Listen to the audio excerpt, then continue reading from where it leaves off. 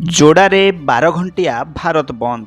विभिन्न trade union पक्षरु केंद्रीय श्रम आईन को विरोध करी 12 घंटिया भारत बंद डाकरा दिया जायछि। एहार प्रभाव जोड़ा खनि अंचल में देखा मिली। जोड़ा सहर आखपाख अंचल में दुकान बजार बंद रहा सहित खनि गुड़िकरू खनिज परिवहन व्यापक भाव प्रभावित होइछि। जोड़ा बसस्टाण्ड भद्रसाई छक 520 नंबर जातीय राजपथर कलापाहाड़ छक जुरुडी रे रास्ता अवरोध करिसंती आंदोलनकारी माने। फल शह शह ट्रक रास्ता कड़े अटकी रही। एही भारत बंद डाकरा पई यात्रीवाही बस चलाचल संपूर्ण बंद रही।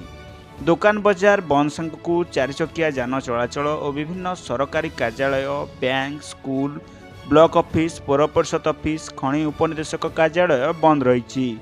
श्रमिक विरोधी श्रम कार्ड बातिल, श्रमिक विरोधी श्रम शक्ति नीति 2026 प्रत्याहार, राष्ट्रीय उद्योग पुंजी प्रत्याहार और घोरईकरण बंद, विद्युत संशोधन बिल 2025 बातिल, पुराणा पेंशन 9000 टंका, राष्ट्रीय उद्योगर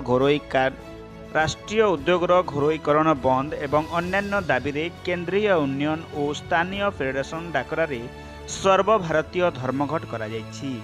जोड़ा खनि अंचल में विभिन्न श्रमिक संगठन पक्षर विभिन्न स्थान में रास्ता अवरोध सहित पिकेटिंग करी बंद पालन करुछंती। जोड़ारू रमेश चंद्र महापात्र रिपोर्ट, संधान न्यूज।